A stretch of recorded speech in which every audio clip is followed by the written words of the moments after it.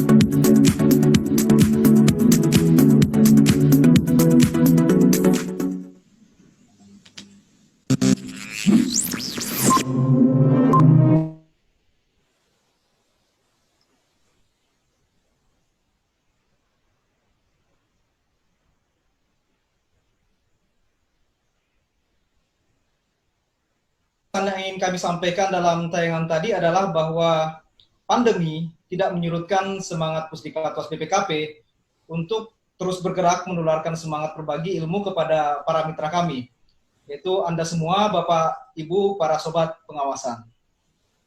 Baik, kita masih punya waktu kurang lebih 60 menit untuk sesi diskusi dan tanya jawab. Jadi para Bapak Ibu Sobat Pengawasan, silahkan sampaikan pertanyaan Anda pada fasilitas Q&A yang ada di bagian bawah layar. Jika pertanyaan Anda sudah terwakili, silahkan Anda memvote dengan memberi ikon jempol. Kami akan memprioritaskan pertanyaan dengan jempol terbanyak. Baik, kita lihat kepada beberapa pertanyaan yang sudah masuk. Ini yang pertama mungkin saya ada bisa kita kelompokkan. Yang pertama adalah ini dari Pak Wono dan Pak Darori, Pak Revoli dan Pak Tri. Pertanyaannya adalah langkah dan skema audit jarak. Apakah ada langkah dan skema audit jarak jauh agar audit bisa efisien? Ini mungkin terutama dikaitkan dengan kondisi pandemik saat ini. Kemudian yang kedua adalah regulasi pengawasan jarak jauh belum didukung. Bagaimana tingkat keabsahan jika proses tersebut dilaksanakan? Mungkin saya silakan dulu Pak Tri, Pak ya, merespon pertanyaan tersebut. Silakan Pak Tri. Baik, terima kasih pertanyaan yang bagus Bapak sekalian ya. Jadi pertama dalam kondisi COVID ini kira-kira bagaimana kita melakukan audit jarak jauh gitu ya Pak ya, kurang lebih pertanyaannya ya. Ya, seperti itu Pak. Memang bagus sekalian kalau audit jarak jauh atau kalau tadi yang bisa jabarkan itu sebagai continuous auditing gitu ya, kita bisa mengaudit dari jarak jauh. Itu dibutuhkan prasyarat ya, prasyarat kondisi dulu. Kita tidak mungkin menyelenggarakan continuous auditing ketika tingkat maturitas IT manajemen kita, organisasi besar kita masih rendah. Semakin rendah akan semakin sulit, dan semakin tinggi tingkat maturitas IT-nya itu tentu akan semakin mudah bagi kita melaksanakan audit jarak jauh gitu ya. Terus yang kedua, bahwa audit jarak jauh ini kadang-kadang ini ya, tadi sampaikan ada analis data segala macam itu. Tidak semua misalnya kita ingin menyimpulkan suatu simpulan audit, tidak bisa kita hanya dari analis data, seringkali tidak bisa itu langsung jadi simpulan hasil audit. Terutama pada organisasi yang penerapan IT-nya masih belum full IT. Kecuali ada organisasi yang memang dia sudah tingkat maturitas IT-nya tinggi, semua proses bisnisnya sudah pakai IT, itu bisa dengan menggunakan analisis data dari jarak jauh, diambil, diolah, kemudian jadi simpulan audit yang kuat. Tapi di kita kebanyakan nggak begitu. Di organisasi kita, kebanyakan penerapan IT-nya masih belum matang gitu ya. Ada yang semua SKPD sudah ada IT-nya atau dirjen-dirjen sudah ada IT-nya, tapi tidak terintegrasi. Platformnya beda-beda. Ini satu hambatan juga buat kita untuk melakukan continuous auditing gitu ya, atau audit jarak jauh. Jadi ada prakondisi seperti itu yang harus dibutuhkan untuk melakukan audit continuous auditing atau audit dari jarak jauh itu. Nah, untuk itu kalau saran kami, kalau dalam kondisi seperti ini, mungkin untuk obriknya dipilihkan saja obrik-obrik yang memang suatu obrik yang tingkat maturitasnya IT-nya, penerapan IT-nya sudah cukup matang, cukup dominan di situ ya.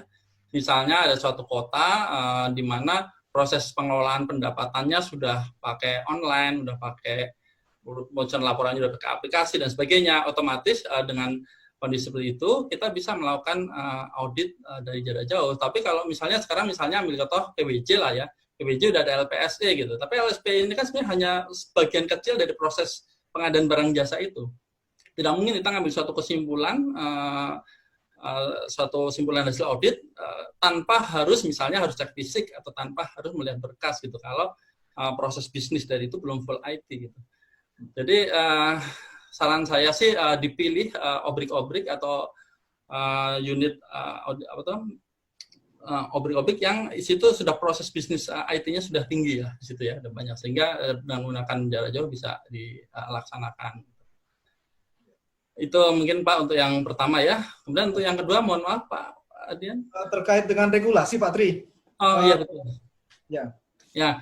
Betul, Bapak sekalian. Jadi penerapan continuous auditing ini membutuhkan kecukupan regulasi, terutama bagi auditor untuk bisa mendapatkan akses ke data yang ada di manajemen ya.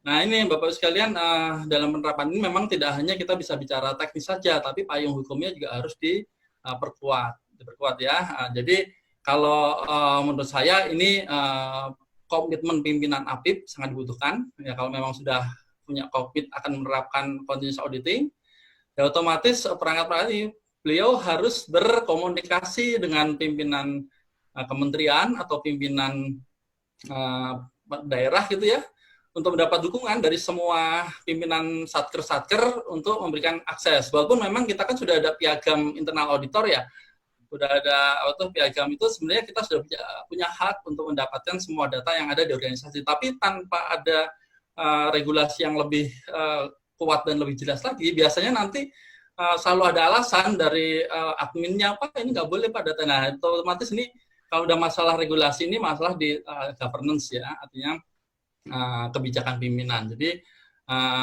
memang harus dimulai dari situ. Mungkin sekarang aja kalau misalnya untuk menerapkan internal auditor 3.0 saja itu minimal seluruh kita udah bisa akses ke seluruh organisasi. Tapi kalau yang tadi 4.0 itu kita harus punya akses juga dengan eksternal ya, data eksternal. Itu otomatis butuh payung hukum yang lebih kuat lagi. Tapi kalau buat kita saya rasa untuk level-level ini cukup continuous auditing biasa, dibutuhkan regulasi yang di level internal ya. Nah, saya sangat mengharapkan peran dari IP di sini. Jadi kalau bisa dari IP juga mendukungnya dengan menerbitkan berupa pernyataan atau satu seperti pedoman gitu ya, yang nanti bisa menjadi payung bagi semua inspektorat untuk mengajukan aturan itu di instansi masing-masing gitu. Jadi untuk regulasi menurut saya peran IP ini sangat strategis Pak. Mungkin dari saya itu Pak Adian. Baik, sebelum saya ke Pak Rivoldi, ada beberapa ini Pak Tri yang mungkin bisa didiskusikan lebih lanjut. Yang pertama adalah mungkin terkait maturitas IT. Yeah. Maturitas IT. Nah ini mungkin kawan-kawan dari APIP mungkin pengen tahu seperti apa maturitas IT itu gitu. Apa indikator-indikatornya misalnya. Kemudian yang kedua terkait regulasi tadi Pak, apakah dengan Perpres 95 tahun 2018 tadi sudah cukup mengakomodasi atau perlu petunjuk yang lebih teknis lagi Pak Tri? Atau seperti apa? Silakan Pak Tri. Baik Pak, jadi kalau pengertian maturitas IT ini adalah biasanya setiap organisasi pasti punya framework sendiri ya dalam mengembangkan tata kelola IT di organisasi masing-masing. Untuk kita tentu udah pasti mengacu ke SPBE ya, tetapi di korporasi ada COVID segala macam gitu ya. Nah, masing-masing regulator ini punya standar gitu ya, punya standar mutu bahwa harus ada misalnya di level kebijakan harus kebijakan ini, harus ini, kemudian masalah manajemen risikonya harus ada ini, bla bla. Nah, tingkat maturitas itu terkait dengan bagaimana organisasi itu mampu menyelenggarakan standar itu. Dan ini terkait dengan juga ruang lingkup yang dikelola oleh ruang lingkup bisnis yang dikelola di prosesnya itu menggunakan IT. Kadang-kadang ada misalnya hanya di bagian perencanaannya pakai IT, pelaksanaannya masih manual. Ada juga gitu nanti misalnya bagian perencanaan punya aplikasi, bagian pelaksanaan punya aplikasi, pelaporan punya aplikasi, tapi masing-masing parsial. Nah ini kan tingkat maturitas yang tidak bagus.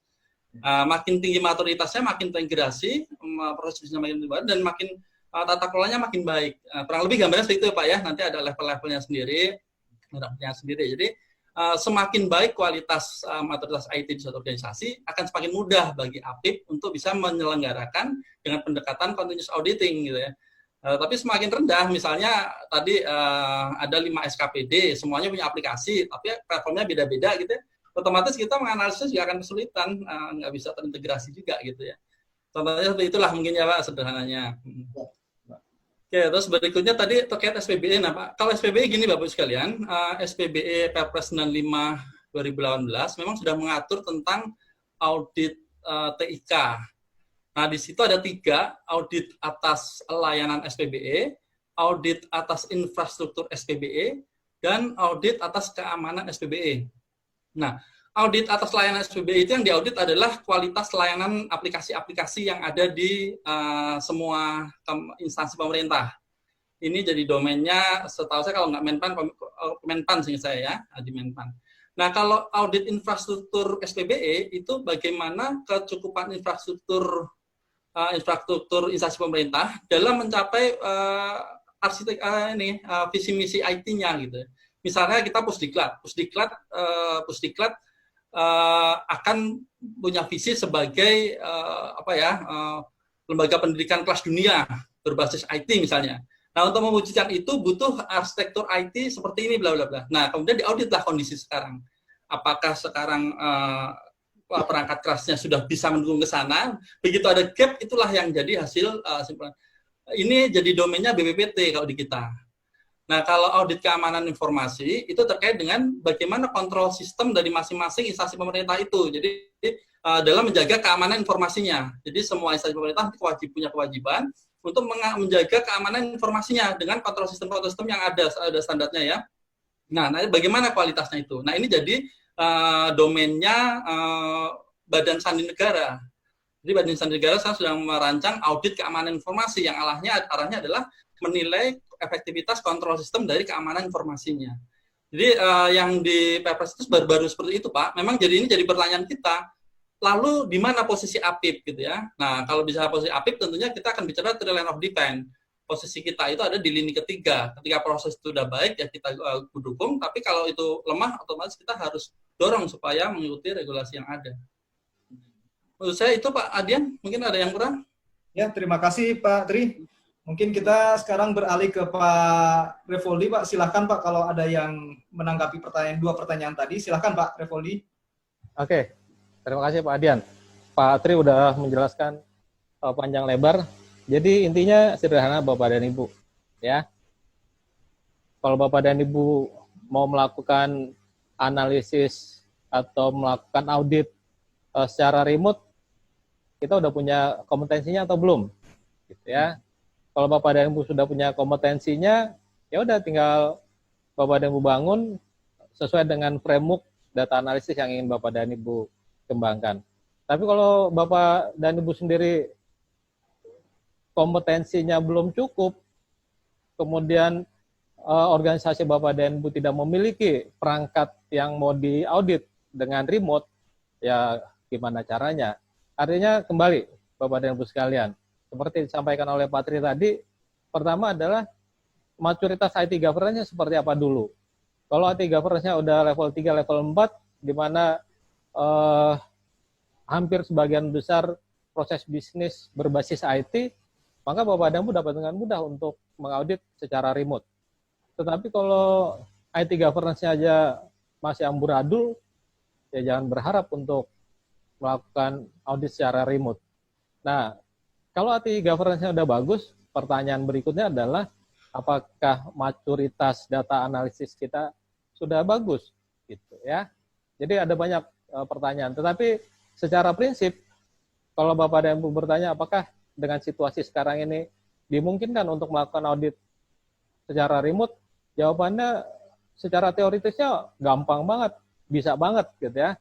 Kalau Bapak dan Ibu belum punya kompetensinya, tinggal hire orang yang punya kompetensi. Ada banyak sekali konsultan IT di luar sana, konsultan data analitik, ya Bapak dan Ibu tinggal gunakan mereka aja untuk melakukan data analitik, melakukan audit secara remote gitu ya. Nah, kembali tadi, ada perlu regulasi enggak? Secara prinsip, regulasi akan membantu kita untuk melakukan banyak hal. Tetapi kalau regulasinya belum cukup, ya salah satu tugas Bapak dan Ibu sebagai APIP, bagaimana mendorong supaya audit kita membangun kebijakan yang terkait dengan IT governance di organisasi kita. Ya. Jadi simple sih Pak Dian, intinya bagaimana kita melakukan sesuai dengan kompetensi kita. Kalau kita nggak punya kompetensi ya udah duduk manis saja gitu ya. Tapi kalau kita punya kompetensi atau kita bisa meng-hire orang yang berkompeten, do it, lakukan gitu. Ya. Itu dari saya Pak Dian. Ya, terima kasih Pak Revoldi. Jadi yang kita tangkap dari Pak Revoldi adalah kompetensi ya Bapak Ibu sekalian para sobat pengawasan, kompetensi. Artinya ya kita harus mempunyai kompetensi, misalnya data analitik dan sebagainya. Alternatifnya kita harus meng-hire orang, gitu kata Pak Revoldi tadi. Baik, Pak Revoldi dan Pak Triwibowo, tadi Pak Triwibowo sudah menyinggung-nyinggung tentang continuous auditing gitu ya. Ini saya sambungkan dengan ada beberapa pertanyaan di sini yang menyebutkan kata-kata itu seperti itu. Ini salah satu diantaranya adalah dari Pak Sony Franciscus, Pak. Ini pertanyaan yang pertama adalah, apakah langkah strategis yang sudah dan perlu diambil untuk mewujudkan continuous monitoring? Itu yang pertama. Kemudian yang kedua adalah, apakah mungkin mewujudkan continuous audit jika continuous monitoring masih prematur atau tidak terintegrasi? Nah, mungkin saya persilahkan dulu Pak Revoldi mungkin berkomentar terhadap pertanyaan itu, Pak Revoldi. Silakan, Pak. Oke, terima kasih Pak Dian. Ya, jadi mungkinkah kita melakukan continuous monitoring? Ya, udah pastilah, gitu ya. Itu bukan barang baru, bukan barang yang aneh, gitu ya. Di luar sana, di sektor private, continuous monitoring sudah banyak dilakukan. Continuous audit juga udah banyak dilakukan. Udah banyak sekali contoh-contohnya.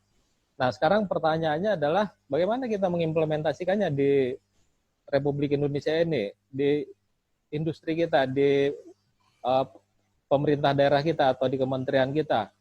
Nah, kembali ya Bapak dan Ibu, prasyaratnya tadi, kalau Bapak dan Ibu sudah punya infrastrukturnya, IT governance yang bagus, maka yang namanya continuous monitoring dan continuous audit itu adalah sesuatu yang udah pasti harus Bapak dan Ibu lakukan. Gitu ya.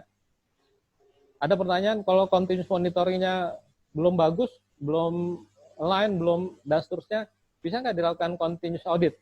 Ya jangan bermimpi lah, gitu ya. Jadi memang continuous monitoring dan continuous audit itu menjadi satu Rangkaian, Pak ya. Satu proses gitu ya. Kita menyebutnya dengan CACM gitu ya, continuous audit, continuous monitoring. Jadi Bapak dan Ibu sekalian, kembali gitu ya. Pertama-tama Bapak dan Ibu, tugas Bapak dan Ibu adalah memastikan tata kelola IT Bapak dan Ibu udah bagus dulu, maturitas dari IT governance Bapak dan Ibu udah oke dulu. Kalau enggak, ya jangan bermimpi dulu lah untuk melakukan continuous audit, continuous monitoring. Ya, itu dari saya, Bapak dan Ibu. Ya, terima kasih Pak Revoldi. Jadi kembali tadi kepada komentar Pak Triwibowo tadi, Pak ya, bahwa maturitas IT itu menjadi sangat penting, termasuk di dalamnya terkait dengan infrastruktur seperti itu. Baik Pak Triwibowo, mungkin ada komentar tambahan Pak, silakan Pak Triwibowo terkait dengan CACM ini. Iya, makasih Pak. CACM ya, kita mungkin saya secara umum sependapat dengan Pak Revoldi, tapi kita mungkin perlu pikirkan dulu ini pengertian CACM yang mana dulu ya. Karena dulu pada awalnya CACM itu kan konsepnya CA itu bagian internal auditor, CM itu bagian manajemen untuk memonitor. Kemudian yang dimonitor apanya nih? Yang dimonitor kan kinerjanya, ataukah risikonya, ataukah kontrol sistemnya? Itu perlu clear dulu. Nah, kalau dalam konsep yang ada di ICP itu ya internal auditor melakukan continuous auditing, di dalamnya termasuk memonitor gitu ya, memonitor efektivitas dari kontrol sistem yang ada gitu, untuk memberi jaminan bahwa nanti kinerjanya akan tercapai dan sebagainya gitu. Jadi kurang lebih itu yang perlu clear dulu ya. Nah, untuk pelaksanaannya saya tetap sepakat, tetap berpendapat bahwa pelaksanaannya ini harus memperhatikan kualitas IT ya. Tadi istilah kita maturitas IT yang ada di manajemen ya. Sepanjang itu belum bisa belum kualitasnya, keintegrasian sistemnya belum baik, ya otomatis APIP-nya juga nggak bisa membangun itu dengan baik. Kalaupun bisa, banyak sekali saya perhatikan APIP sudah membuat e-audit ya, e-audit dia bikin aplikasi audit dari inspektoratnya masuk ke datanya manajemen misalnya gitu ya, kayak SHPD atau apa. Tapi kalau diperhatikan itu masih data yang sedikit sekali, misalnya hanya realisasi SP2D, terus beberapa. Nah, kalau dengan kondisi yang diakses hanya terbatas, otomatis menjalankan fungsi memonitornya dan mengauditnya juga terbatas. Bukannya tidak bisa, tapi terbatas. Nah, semakin sistemnya terintegrasi, semua proses bisnisnya manajemen itu semakin banyak dominan menggunakan IT, akan semakin banyak teknik analisis atau monitor audit yang bisa kita lakukan melalui jarak jauh dengan IT ini. Saya tetap bandingan gitu, Pak Adian ya. Jadi mengenai kompetensi, saya setuju dengan Pak Rifoli, dibutuhkan kompetensi bagi auditor untuk memahami itu. Tetapi saya justru saat ini yang challenge terbesar adalah regulasinya, Pak. Bagaimana inspektorat pada waktu mengembangkan mengembangkan continuous auditing ini nanti tidak mendapat hambatan dari unit kerja lain. Kebanyakan nanti minta data, dia Pak ini rahasia Pak, nggak bisa itu. Nah ini butuh dukungan dari pimpinan ya, mungkin itu yang sekarang menjadi challenge. Makanya saya katakan tadi di sini peran IP sangat penting. Kalau IP nanti membuat suatu payung hukum yang kuat, nanti bisa dibawa oleh inspektornya untuk menghadap pimpinannya supaya dibuatnya payung hukum yang cukup untuk mengembangkan continuous auditing di instansi masing-masing.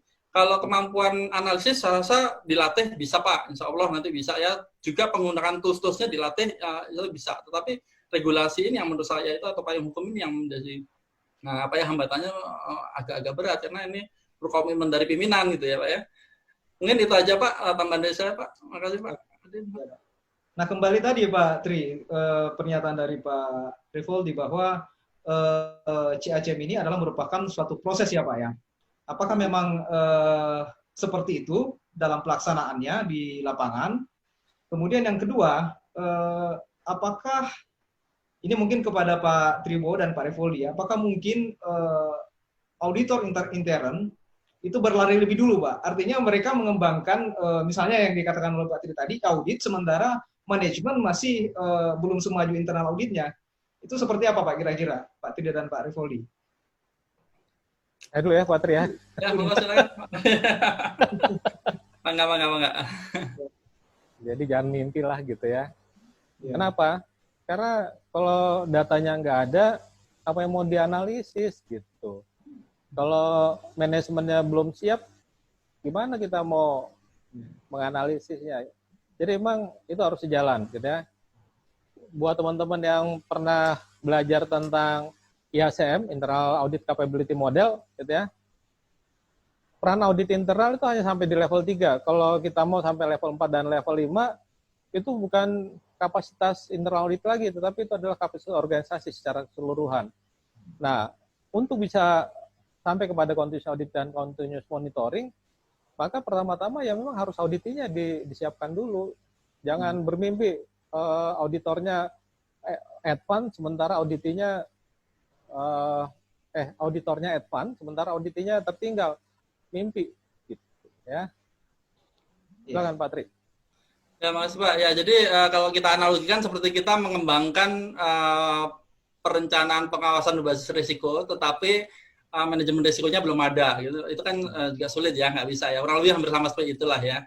Jadi continuous auditing akan bisa berjalan secara efektif, CACM akan efektif jika kualitas IT-nya di manajemen juga sudah bagus. Kurang lebih itu mungkin Pak dari saya. Iya, jadi Pak Rivoldi dan Pak Tribowo ini mungkin tantangan juga bagi internal auditor ya, bahwa bagaimana mereka bisa mengajak manajemen untuk IT minded gitu Pak ya, atau seperti apa Pak kira-kira? Ya, makasih Pak. Kalau pandangan saya bukan begitu Pak, tetapi walaupun dengan kondisi IT yang terbatas bukan berarti tidak bisa kita lakukan ya. Sudah disampaikan, artinya continuous auditing, continuous monitoring tetap bisa dilaksanakan ketika kualitas IT-nya masih mungkin di level 2 atau 3, tetapi dengan penuh keterbatasan. Jadi menurut saya kalau Bapak Ibu misalnya level IT-nya masih rendah, ingin mengembangkan, misalnya silahkan aja, nggak apa-apa ya. Karena banyak saya lihat kabupaten juga udah mulai mengembangkan, tetapi harus disadari bahwa itu masih masih embrio lah ya, masih awal. Jadi akan banyak keterbatasan analisis yang bisa dilakukan. Kalau baca buku teori itu wah banyak sekali Pak, itu bisa menilai tingkat risiko, bisa menilai efektivitas kontrol sistem, dan analisisnya bisa macam-macam sekali ya, banyak sekali. Tapi kalau kondisi seperti itu tetap bisa dilaksanakan, tapi mungkin terbatas pada analisis tertentu saja yang bisa diakses. Jadi, tapi menurut saya nggak apa-apa dikembangkan aja, karena kan nanti tidak mungkin kita ngembangin langsung yang sempurna, bikin mobil langsung Formula 1 kan nggak perlu Pak, mungkin kita bikin mobil AIGA dulu gitu ya, lama-lama kita bisa Formula 1 gitu. Jadi menurut saya gitu Pak, jangan sampai kondisi keterbatasan IT ini jadi hambatan kita untuk mengembangkan ini ya, karena ini kan satu konsep yang bagus untuk di era sekarang. Ini tuh Pak Adian. Ya Pak Adian, saya tambahin aja. Intinya kalau kita berbicara tentang tata kelola IT, itu adalah persyaratan minimum yang harus diaudit oleh auditor internal. Standar 3100, secara spesifik 3110, mewajibkan auditor internal untuk mengevaluasi dan menilai efektivitas dari tata kelola teknologi informasi. Jadi kalau kita berbicara IT-nya auditor lebih maju daripada IT-nya auditi, itu udah kesalahan konsep penerapan standar itu. Jadi kalau memang auditornya memahami tentang konsep IT governance yang baik, ya udah paksakan gitu ya, supaya auditinya manajemen menerapkan IT governance yang efektif tadi gitu. Ya. Itu aja dari saya, Pak Adian, tambahannya. Boleh, Pak Tri. Saya rasa ini akan menjadi tantangan bagi kawan-kawan APIP bagaimana mengajak auditinya untuk menerapkan IT gitu Pak ya. Baik Bapak Ibu sekalian, para sobat pengawasan, kita beralih ke pertanyaan berikutnya. Saya melihat di sini ada pertanyaan yang di vote cukup tinggi juga terkait dengan big data. Pertanyaannya kira-kira seperti ini Pak.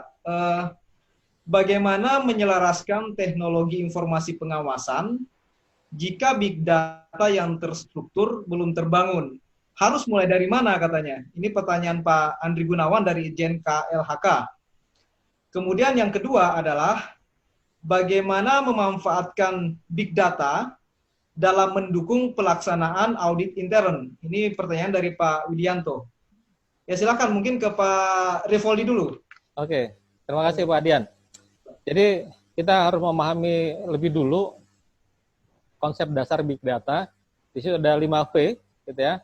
Ada volume, kemudian velocity, kemudian variety, kemudian veracity, dan value. Nah, kalau kita berbicara big data yang terstruktur, itu adalah mimpi namanya, gitu ya. Kenapa? Karena konsepnya udah pasti bukan terstruktur. Ada yang terstruktur, ada yang unstruktur. Dan sebagian besar di atas 80% data itu justru unstructured. Hanya kurang lebih sekitar 10-20% itu data yang terstruktur.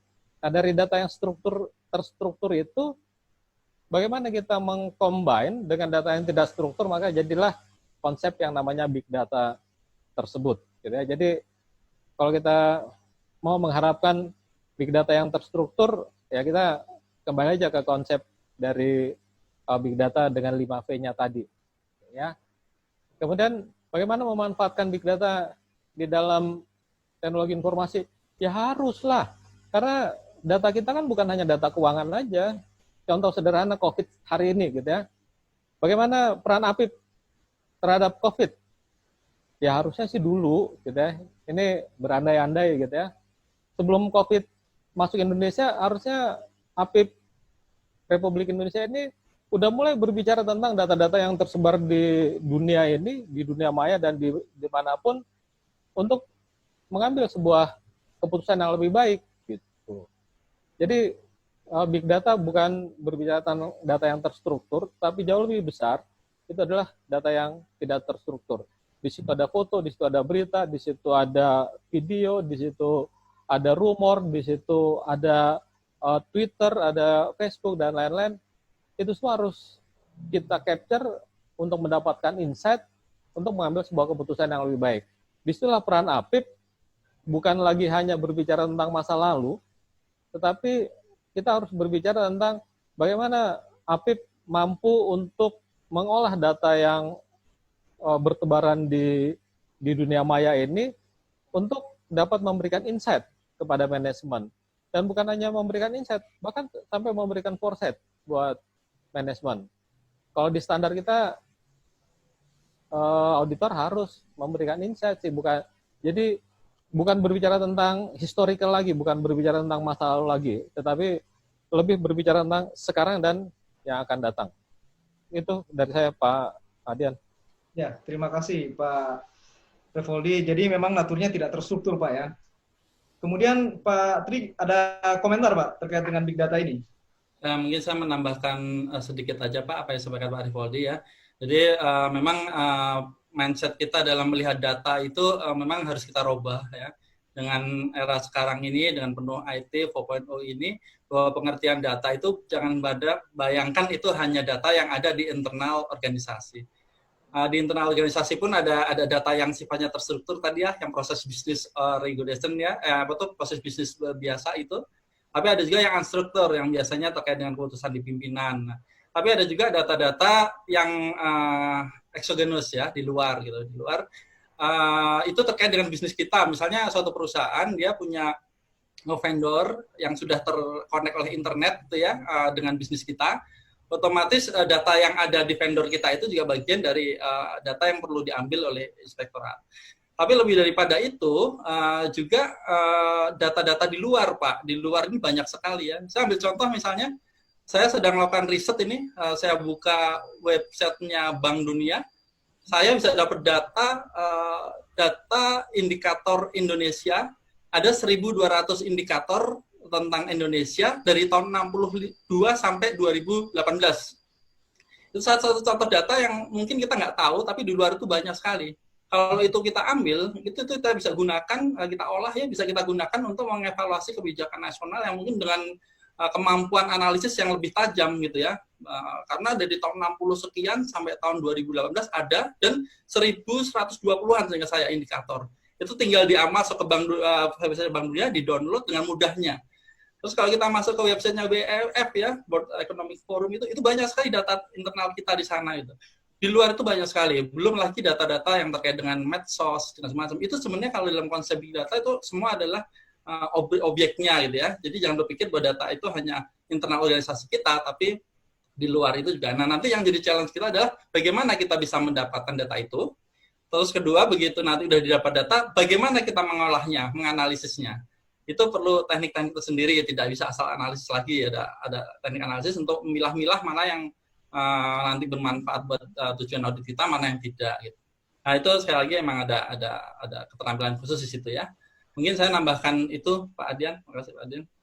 Ya, baik. Advance nanti, Pak Tri. Baik, Pak Revoldi dan Pak Triubo.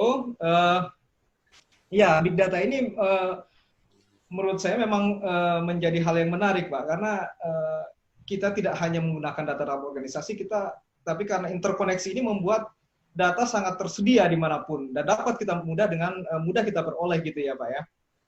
Nah, mungkin pertanyaan selanjutnya adalah agar big data ini bisa menjadi benefit, bisa memberi nilai tambah bagi organisasi.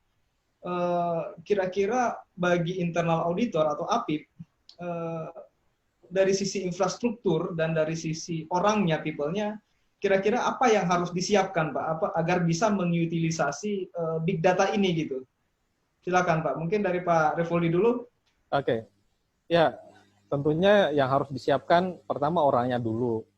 Ya. Orang yang memiliki kemampuan, memiliki pengetahuan tentang big data.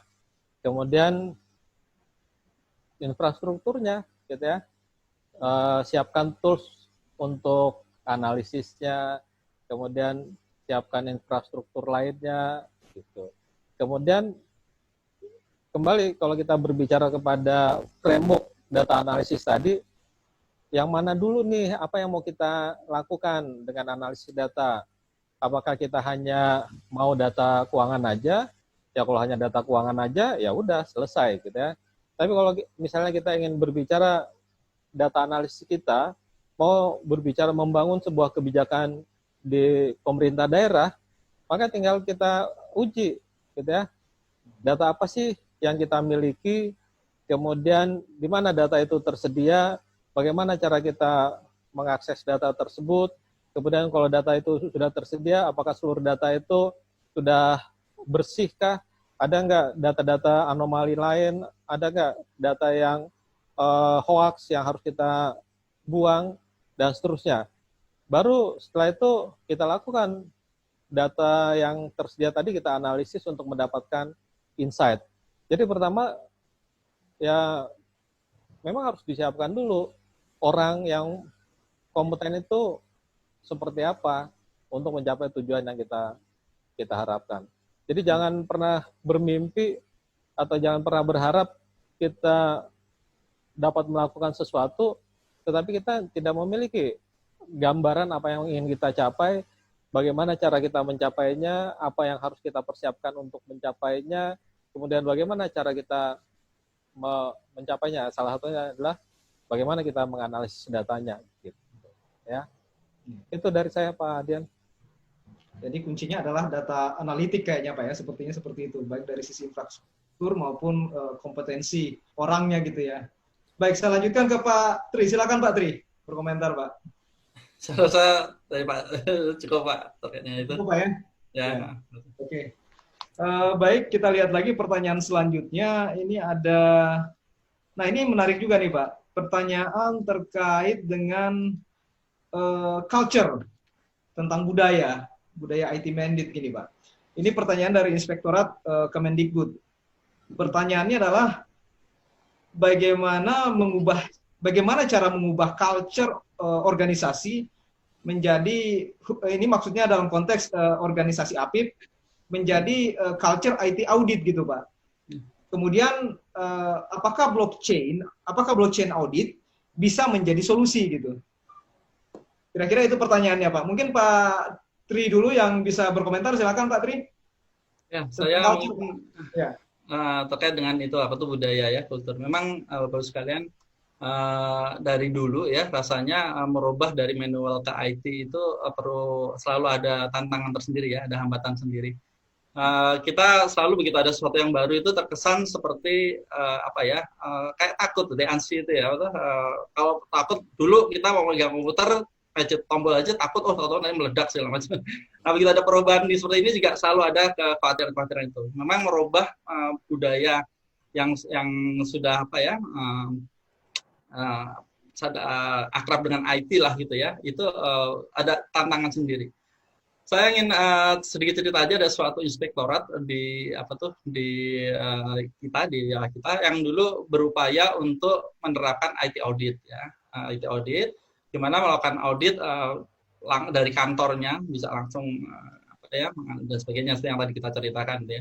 Dan memang pada awalnya pasti yang biasanya kalau yang relatif anak muda relatif lebih mudah langsung mengikuti bagaimana standar atau prosedur yang dilaksanakan. Tapi buat yang agak berusia dan kemudian agak gaptek bisa ada kesulitan di situ. Untuk selalu ada alasan, selalu ada Nah, di situ memang jadi bukan hanya di audit, terserah di sektor lain pun akan menghadapi hambatan yang sama. Nah, Bapak sekalian, kalau menurut saya di sini memang kalau merubah ini kita harus punya strategi untuk change management-nya. Ya, manajemen perubahan itu merubah mindset. Memang ini merubah cara kerja, merubah mindset itu perlu strategi khusus dari organisasinya gitu ya. Dan ini perlu dibentuk tim tersendiri untuk mengelola perubahan ini. Termasuk misalnya ya mensosialisasikan prosedur-prosedur baru, mekanisme baru itu terus disosialisasikan, termasuk diberi keyakinan dulu misalnya Pusdiklat BPKP ya pada waktu awal-awal akan menerapkan e-learning ada kekhawatiran itu kalau nanti e-learning berarti kita ngajarnya tinggal sedikit dong gitu tatap mukanya. Nah ini perlu dibangun kesadaran bahwa dengan penerapan IT ini itu bukan berarti nanti menghilangkan itu, tapi justru kapasitasnya makin besar.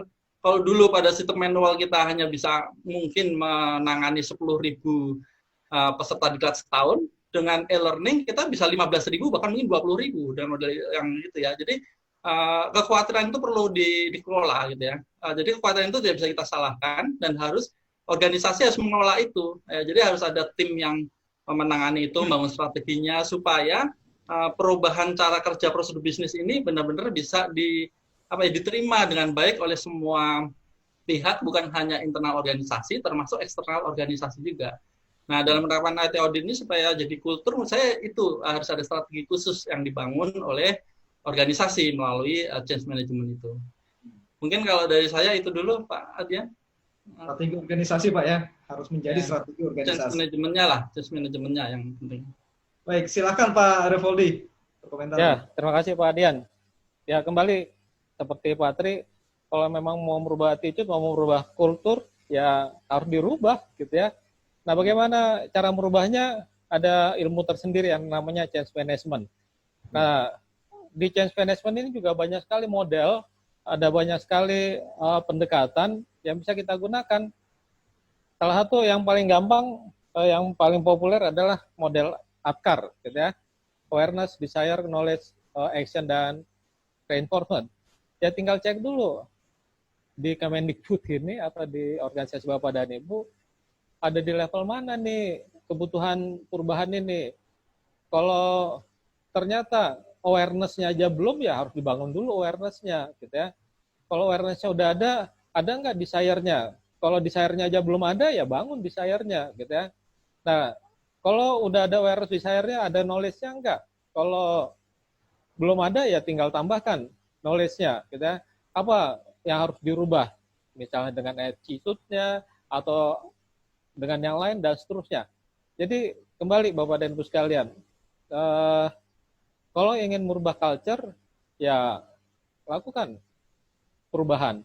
Nah, pertanyaannya apakah ini merupakan tanggung jawab dari auditor internal? Jawabnya iya banget, Bapak dan Ibu. Ya, Bapak dan Ibu adalah change agent. Setiap kali Bapak dan Ibu melakukan pekerjaan audit, tugas Bapak dan Ibu adalah melakukan perubahan. Nah, kalau Bapak dan Ibu melihat bahwa di organisasi Bapak dan Ibu harus dilakukan perubahan culture untuk mencapai tujuan yang lebih efektif, maka rekomendasi Bapak dan Ibu adalah lakukan rekomendasi untuk perubahan culture tadi. Bagaimana caranya? Ya, ada banyak sekali model, ada banyak sekali pendekatan, ada banyak sekali framework yang bisa Bapak dan Ibu gunakan di dalam melakukan perubahan tersebut.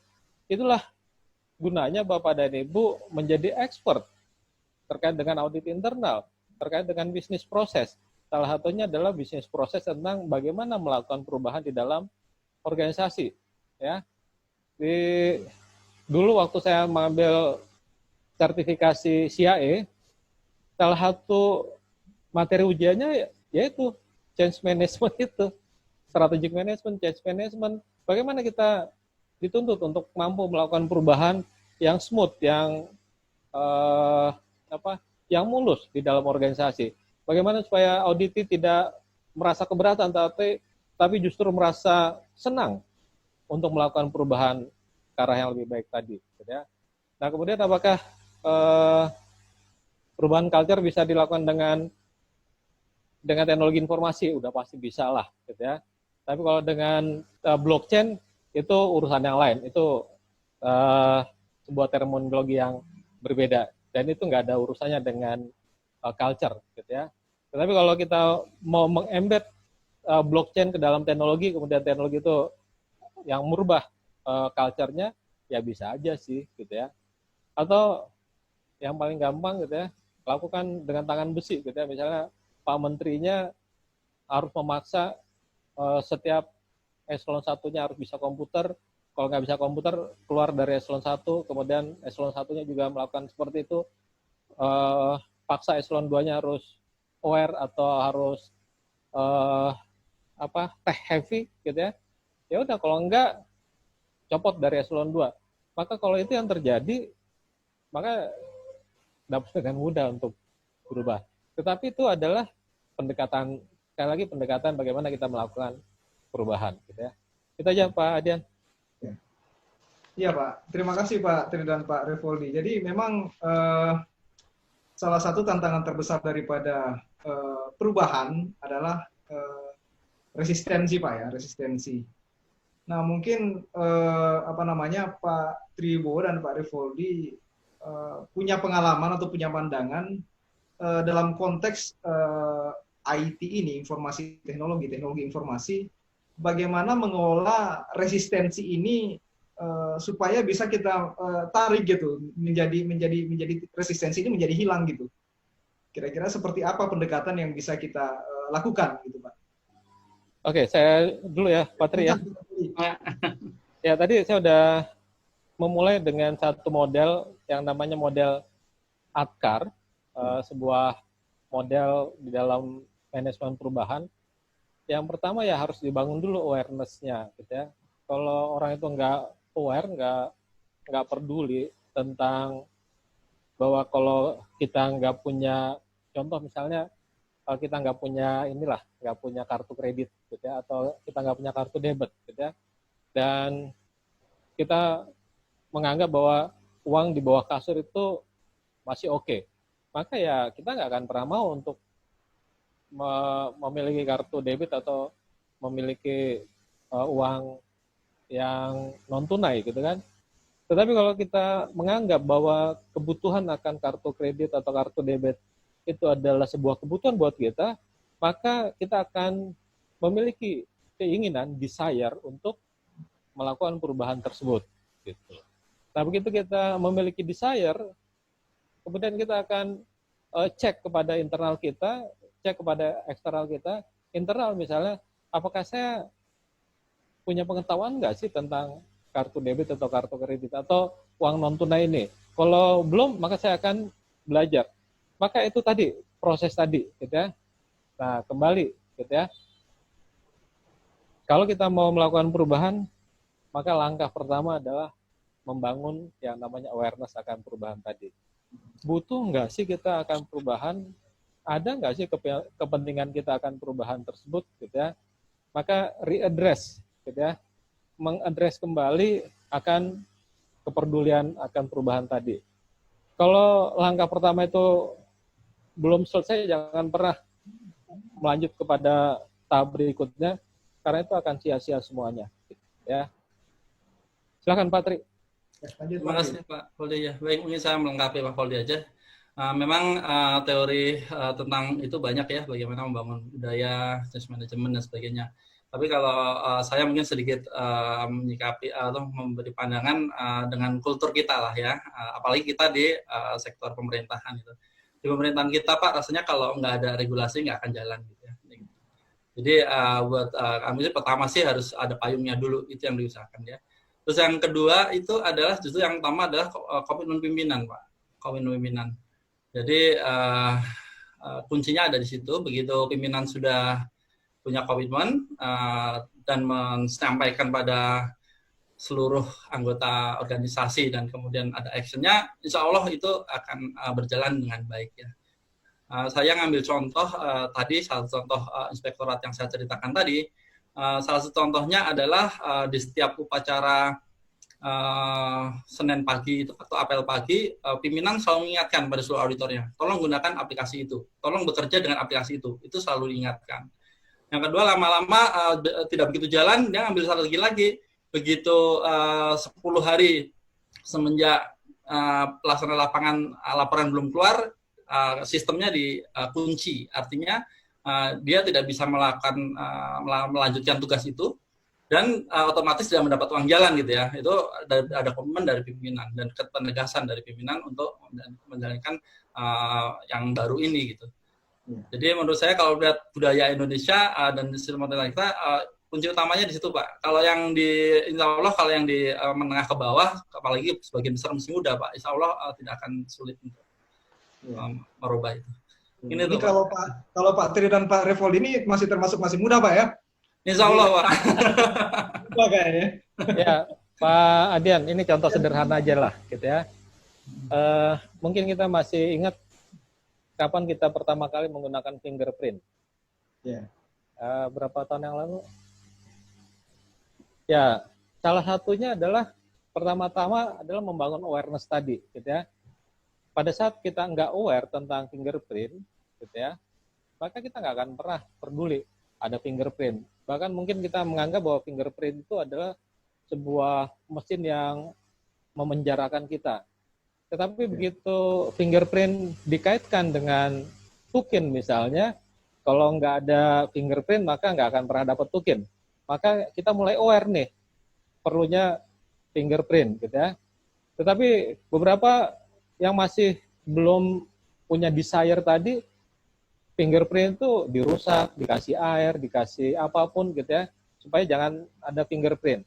Tapi begitu desire itu kalau fingerprintnya 100%, maka tokennya akan bisa meningkat jadi 100%, maka orang berlomba-lomba untuk mengimplementasikan fingerprint tersebut, gitu ya. Dan seterusnya lah, itu contoh sederhana aja bagaimana konsep tentang awareness, desire, knowledge, action, dan implementation itu bisa kita terapkan dengan mudah. Iya. Ya, artinya saya melihat bahwa sebenarnya akar ini tidak bisa kita pertentangkan dengan regulasi. Jadi sepertinya harus saling mendukung gitu Pak ya, bahwa terkadang regulasi ini bisa memaksa orang membantu. untuk ya Pak? Bisa membantu untuk memaksa, Pak, ya? Gitu ya. Bisa bersinergi lah mungkin seperti itu. Bisa bersinergi. Jadi dua hal ini, apa yang disampaikan oleh Pak Revoldi dan apa yang disampaikan oleh Pak Tri, tidak bisa kita pertentangkan gitu, tapi dua hal yang sebenarnya bisa saling komplement, bisa saling melengkapi. Akar, membangun awareness dan seterusnya, dan ada regulasi seperti itu, barangkali yang bisa saya simpulkan dari diskusi tentang materi ini. Baik, kita lanjut ke pertanyaan berikutnya Pak. Ini ada saya lihat pertanyaan terkait dengan, nah ini agak teknis, tentang aplikasi Pak Revoldi dan Pak Tri. Pertanyaannya dari Pak Erwan Syah adalah, apakah ada aplikasi yang dapat digunakan untuk pelaksanaan audit sehingga hasilnya lebih akurat dalam menganalisis ketidaksesuaian pelaksanaan kegiatan di sektor pemerintahan? Jadi tentang aplikasi ini, Pak. Mungkin silakan Pak Tri dulu yang merespon pertanyaan ini, Pak. Oke. Terima kasih, Pak. Aplikasi ya, saya rasa kalau aplikasi Bapak sekalian sekarang banyak sekali ya aplikasi-aplikasi dengan tujuan yang sangat beragam gitu ya. Baik untuk analisis data dalam untuk audit software gitu ya, berupa audit software atau alat-alat analisis, sangat-sangat beragam sekali Pak. Saya rasa masalah kita bukan pada ada tidaknya aplikasi, tetapi apakah kita bisa menggunakannya atau tidak gitu. Karena saya perhatikan hampir semua teknik analisis, hampir semua aplikasi untuk audit itu sudah tersedia ya. Contohnya untuk audit software, jadwal software itu udah yang paling umum banyak dipakai ACL, Excel, Power Query, ya itu banyak sekali udah digunakan. Tapi teknik kalau analisis Pak rasanya cukup banyak sekali ya. Misalnya untuk statistik biasa kita mengenal SPSS, EView, segala macam. Kalau Bapak Ibu pengen yang lebih tinggi lagi, misalnya pakai dynamic model ya, pakai analisis dynamic model, Bapak bisa pakai Vensim, PowerSim, banyak sekali Pak. Jadi kalau ketersediaan aplikasi, insya Allah itu bukan menjadi hambatan lagi untuk era sekarang, tapi hambatannya adalah mampu nggak kita menggunakan itu. Kadang-kadang kita punya, tapi bisa menjalankan, tapi kadang-kadang menjalankannya hanya 1 dari 10 fungsi yang ada, hanya 10-20% dari kapasitas yang ada. Kadang-kadang hambatannya di situ ya. Contohnya SPSS lah. SPSS itu kalau kita powerful itu benar bisa menggunakan secara optimal, banyak sekali analisis bisa digunakan ya. Gitu juga misalnya ACA dan sebagainya. Jadi menurut saya soal ketersediaan aplikasi bukan jadi masalah Pak, tetapi justru di kitanya, kalau kita mampu, bahasa saya itu sekarang pisau banyak sekali, ada pisau dapur, pisau apa, tinggal kita menggunakannya bisa apa enggak dan tepat apa enggak. Kita butuh ini pakai pisau ini, jangan sampai kita ke dapur bawa golok atau bawa apa dan nggak tepat itu ya. Itu yang menjadi tantangan kita menurut saya di situ. Ya. Mungkin itu Pak Adian. Terima kasih Pak. Terima kasih Pak Tri. Baik, silakan Pak Revoldi. Ya, pertanyaannya sederhana sih, gitu ya. Ada banyak nggak? Ada aplikasi apa aja sih? Aplikasinya ada ratusan Pak, gitu ya. Atau yang bertanya mungkin Ibu juga, Bapak dan Ibu sekalian. Nah, kembali Bapak dan Ibu, kita mau ngapain dulu, gitu.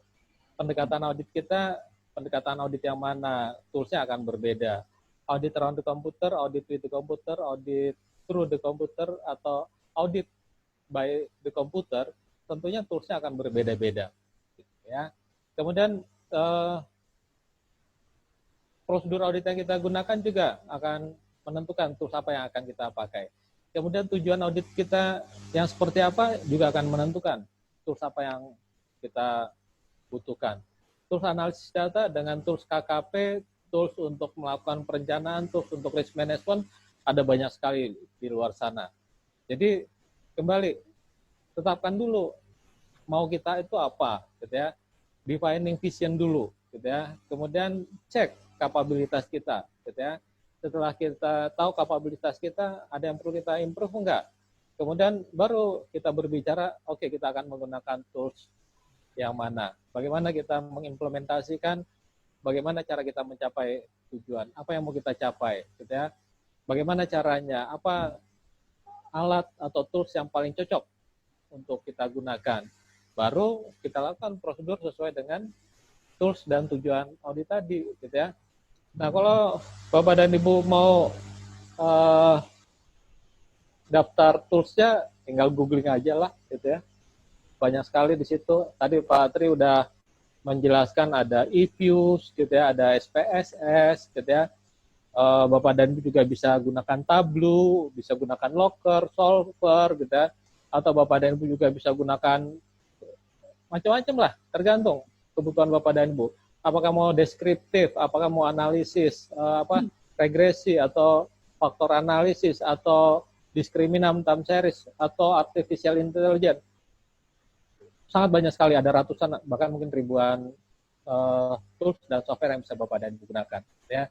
Tetapi sekali lagi, Bapak dan Ibu tentukan dulu, Bapak dan Ibu mau apa gitu. Ya.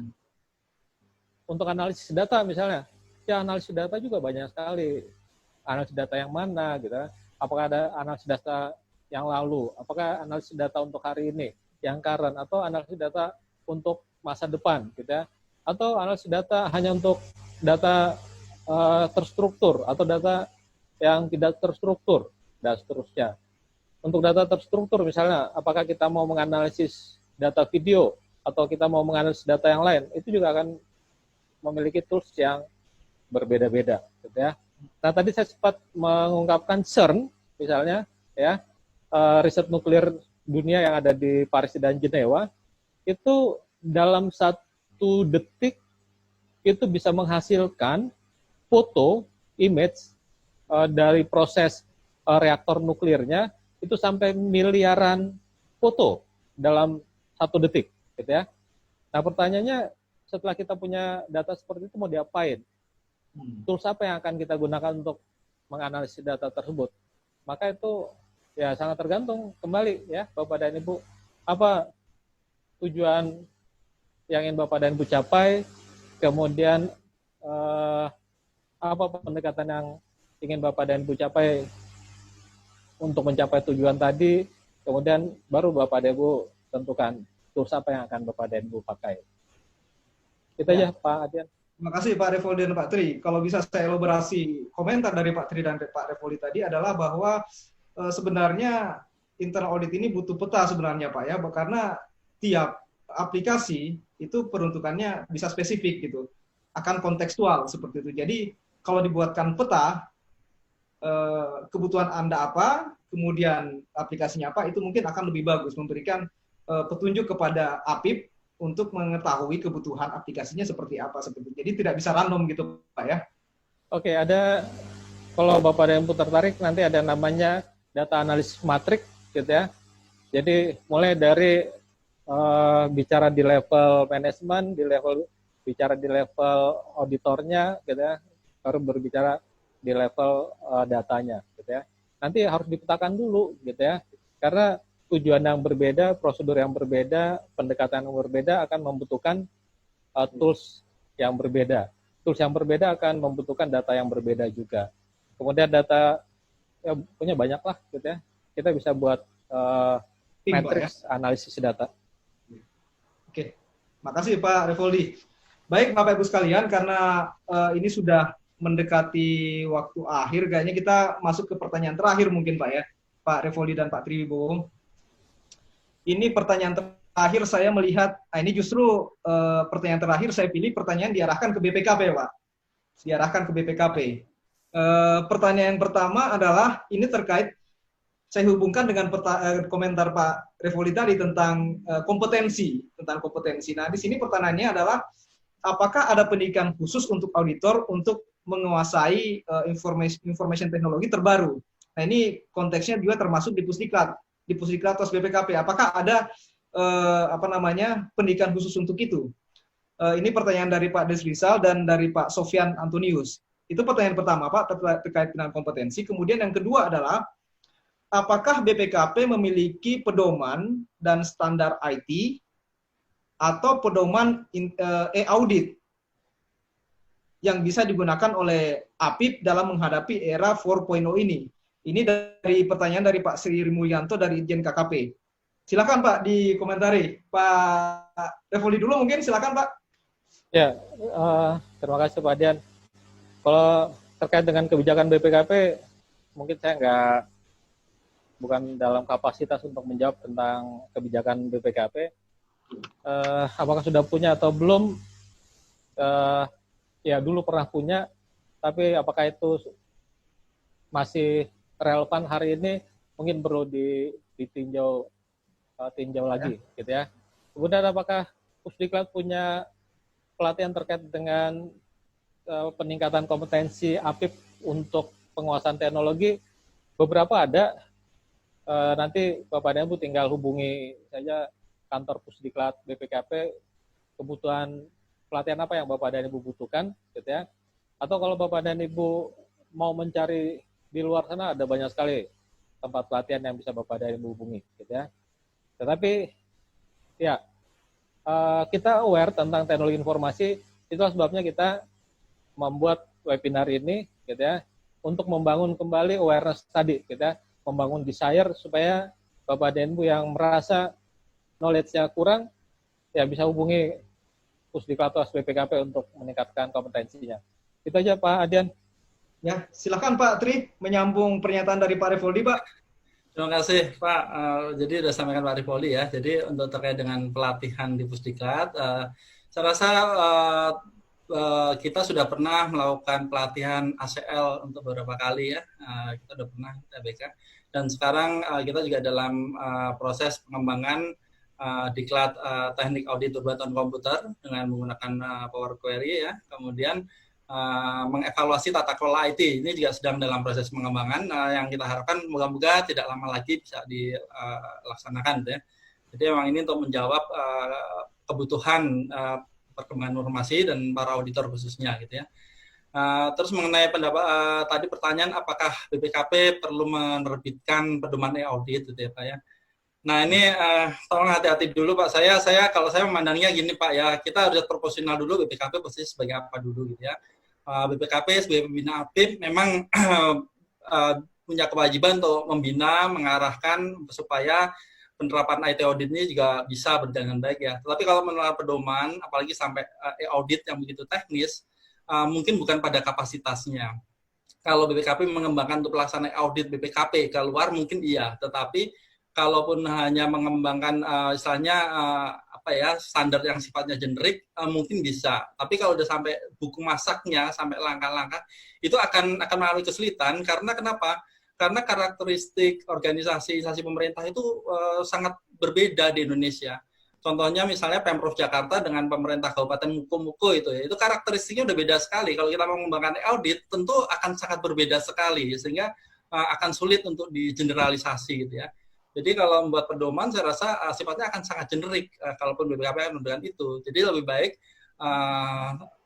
ya kerjasama ya antara IP, BPKP, kemudian nanti membantu ya masing-masing inspektorat untuk mengembangkan pedoman e-audit untuk kondisi masing-masing di daerahnya masing-masing, tempatnya masing-masing ya. Tetapi memang mungkin perlu ada framework besarnya ya, frameworknya mungkin bisa kita diarahkan oleh BPKP. Tapi untuk sampai ke buku masaknya, SOP-nya lah gitu ya, prosedurnya itu jelas saya rasa akan kesulitan BPKP menentukan itu. Mungkin pendapat saya itu Pak, sementara Pak. Makasih, Pak. Ya. Baik Pak Revoldi dan Pak Tri, ini sepertinya diskusi kita ini semakin kesini semakin seru sebenarnya Pak.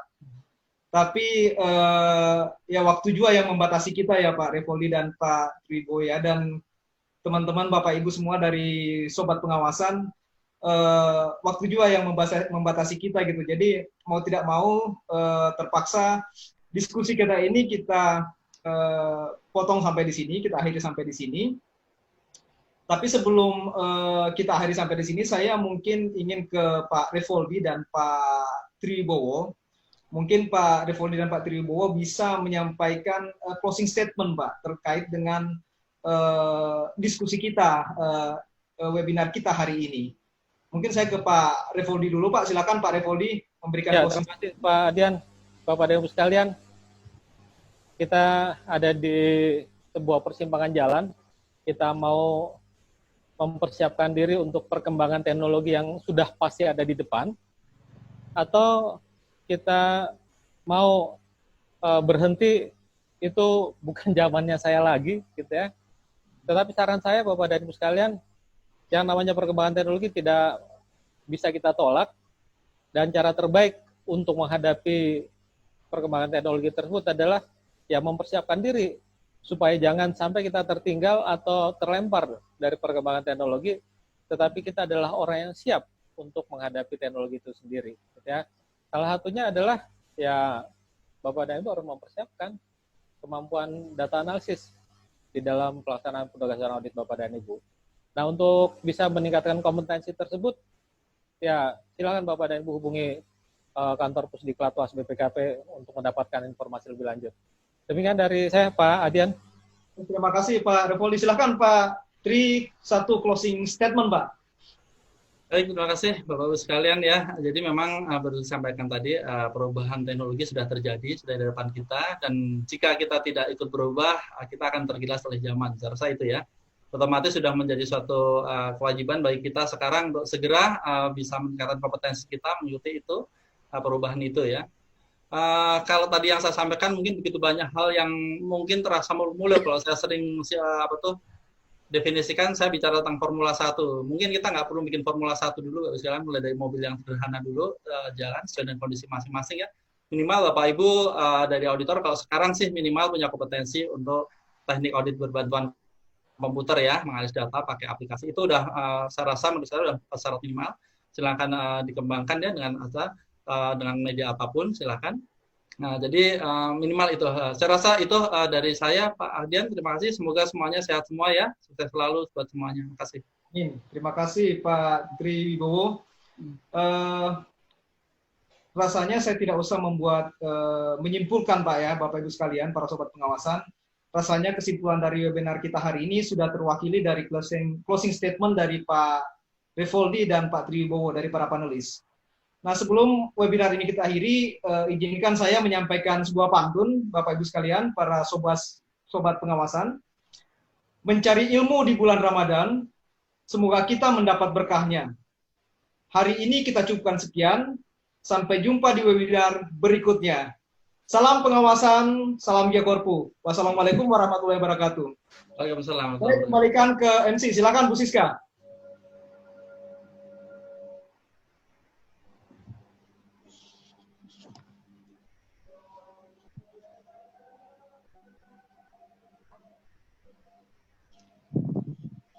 Baik, terima kasih untuk Pak Ahdian, Pak Tri Wibowo, dan Pak Revoldi atas diskusi dan penyajian materinya yang sangat menarik.